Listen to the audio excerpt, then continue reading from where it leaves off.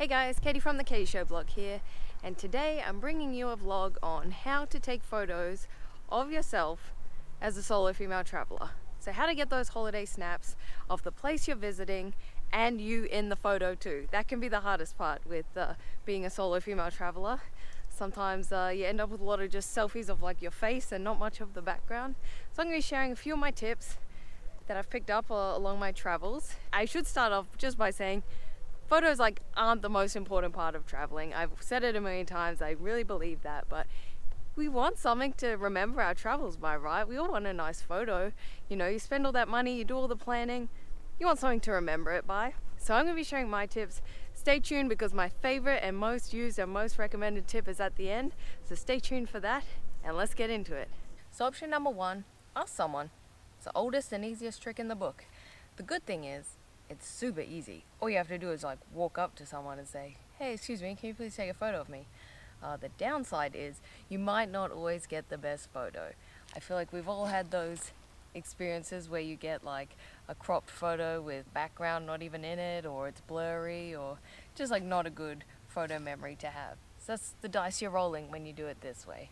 You can always take a bit of extra time to explain exactly what you want from the photo, but if you do this, just make sure you're not a douchebag about it. Like if you're saying, oh, I want this angle and crouch down and do all this, can you give me $50? I'm not your personal photographer. I'm a tourist here too. So don't be a douchebag about it, but you can sort of guide people if you're set on a specific thing. Overall, you can always just ask someone. It's a nice way to keep the community of traveling there, and you'll probably get an okay photo from it. You're rolling dice, but the chances are it'll be okay. Alright, so the next option you have is the good old camera and tripod combo. So this works best in areas that are a little less crowded. So you're not going to probably do this in front of the Coliseum or something where there's a lot of people around, because you really want to be able to put your camera down, walk away from it, and not have somebody run off with it. You know, maybe I'm a little paranoid, but I don't have enough money to replace things all the time, so I don't play when it comes to safety and things getting stolen. So I think it works best for areas that are a little less crowded, open areas, maybe a beach that's not a super crowded one, and also days when it's not super windy, because you don't want this falling over and ruining your precious camera. One other tip, if you do want to get a photo like this in an area that's usually crowded, you can just go out early in the morning, and there might be a few people around, but you might get a better chance of being able to put it up and walk away. Just remember to keep it safe. If you're in a city and there's less people around and just you, keep your safety in mind. But I do it all the time, you should be okay. So the camera I use is the Sony Alpha A6000. This has been my baby for a few years now. You've heard me say it. I always recommend it. It's a great camera. If you look at the size, if you have a jacket on, you can just fit it in your pocket or put it around your neck. It's really lightweight, it's easy to hide, and it's discreet. So that's why I think it's so great for solo female traveling, because it's discreet. You're not flashing around a valuable camera, something big and bulky that attracts the eye, and it still takes amazing photos. I usually use a 35mm lens. I don't have it on this right now. This is just a kit lens, but either way, there's a great camera. So if you want to do this type of selfie using your camera and a tripod, you can check out your camera's interval settings, and that will just mean you'll be able to set the camera to take one photo every so often, however long the intervals are set for, and that way you can just pop the camera up, press go, it'll start taking them every so often, and you can walk over, get your photo, and then walk back, and you'll probably have a few in that time frame to choose from. So you have that option. The way I usually do it though is to turn the Wi-Fi on with my camera and then connect up to the app on my phone, and I'll put my camera on the tripod and then walk away and use my phone to actually change the settings and take the photo.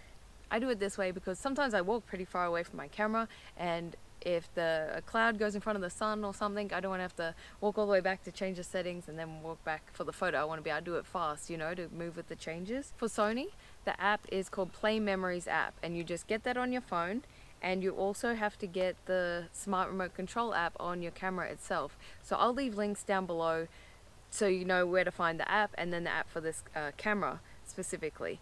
But I think most cameras have a setup where you can use your phone as a controller, and I use this every single time I go traveling. I always have a tripod and my camera with me. I take photos like this all the time, but I only do it because I have a business that is based on getting great photos during travels. If I wasn't blogging or if I am traveling just for fun and it's like a holiday and I'm not obligated for blog work, I would never do it this way, because it's a bit of a hassle to carry around a tripod. It seems a bit just seems a bit over the top or narcissistic, in my opinion, to go to this amount just to get a photo of yourself, when my favorite way is much easier and much more discreet and just fast. So that's the way I would do it if I was just traveling by myself for fun. But this is still a great option if you do want to go the extra effort and the photo is really important to you. You can always do it this way. So another option you have is to hire an actual photographer. If you check out like Airbnb in the experiences option for the city you're going to visit, there's usually a lot of photographers that freelance out a couple hours time for vacation photography, and you can usually get it at like a reasonable price. I think this is the most expensive option.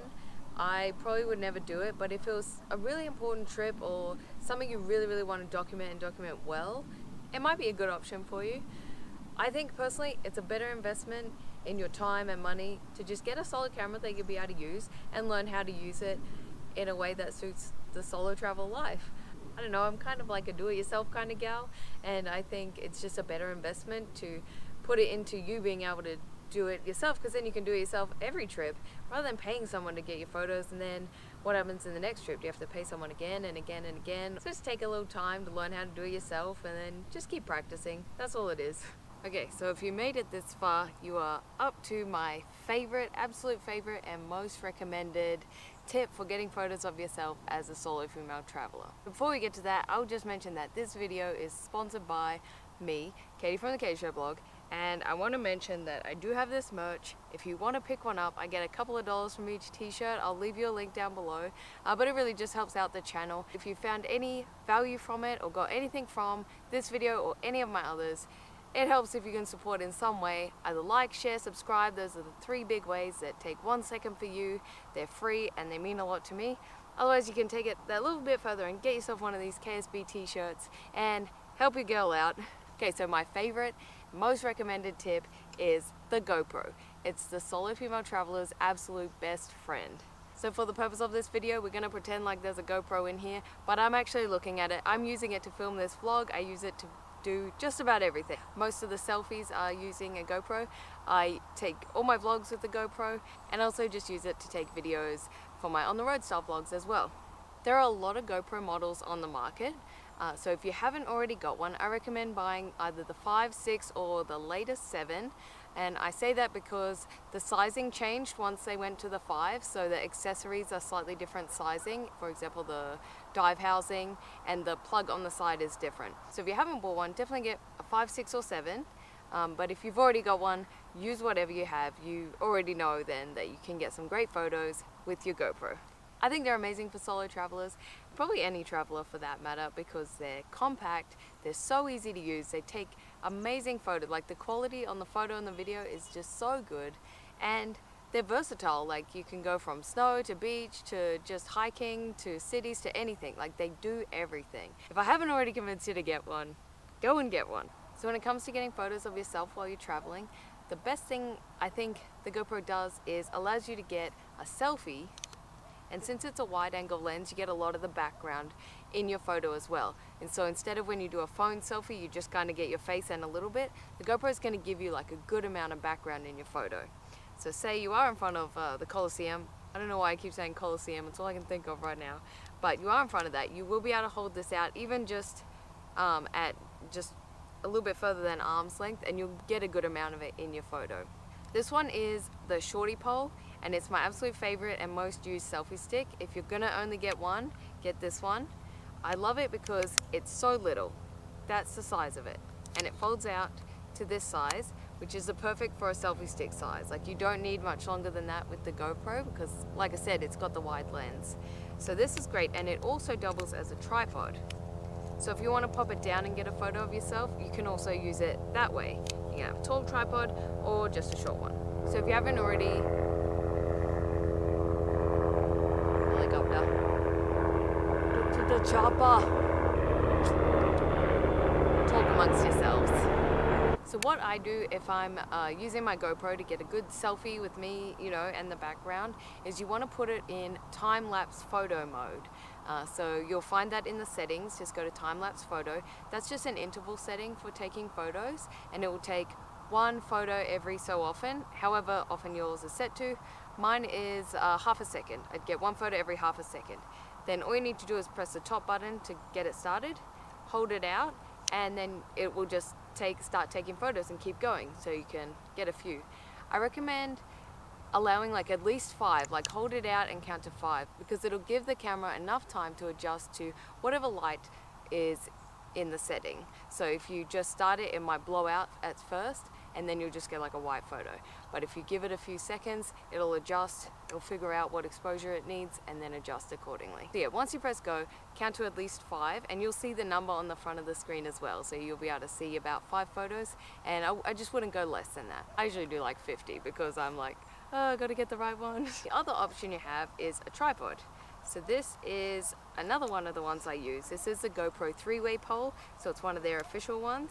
And it's a good one because it will get you a much longer selfie stick. I don't think this is like ever needed for a GoPro selfie stick length, but it is good for a tripod. So it'll get you much higher up off the ground. So you have about that distance. In comparison, this is going to be fairly low to the ground. This one just gets you a little higher. If you want to get that boost off the ground, it's going to be a good one. The only other tripod or selfie stick that I have that I am using right now is the Gorilla Pod. So you can get that one and it tangles around. You can wrap it to a tree. It's currently wrapped to my camera's tripod, so I could use it to get this shot. If you're only buying one tripod or selfie stick to go with your GoPro, I would definitely recommend the Shorty Pole. I think that's my favorite just because of how convenient it is, and it's so compact and you can take it everywhere. I can fit it in like a little purse just with my wallet. Like you're never gonna have a problem fitting that anywhere, and it's so just easy to pull out and use really quick. So if you're on a day tour or something where you don't have a lot of time, you just want to get a photo, you know, or it's just really crowded, you just want to get a quick photo, you can just sort of quickly pull it out.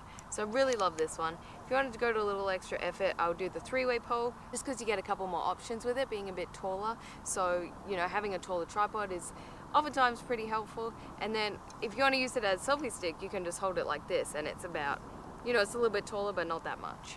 But I hope that's given you a few options of how you can get better photos of yourself while you're traveling. The GoPro is definitely my favorite. I just think it's such a good camera for traveling. And I think if you just want to enjoy your travel experience and not be caught up in the photos too much, like you can just pull that out. You know you're always going to get a good photo, so you don't have to be a whiz with the camera. It's such a great way to just be able to balance getting the good photos with a lot of the background and enjoying the experience, like not taking a lot of time to set up, or like for example with the tripod, setting it up, walking away. You don't have to worry about all that. You can just whip it out, take a photo, and then keep going. So I love the GoPro, highly recommend it. But either way, I hope it's been helpful to you in some way. If it has, please hit that thumbs up, subscribe to my channel, and I will see you next time.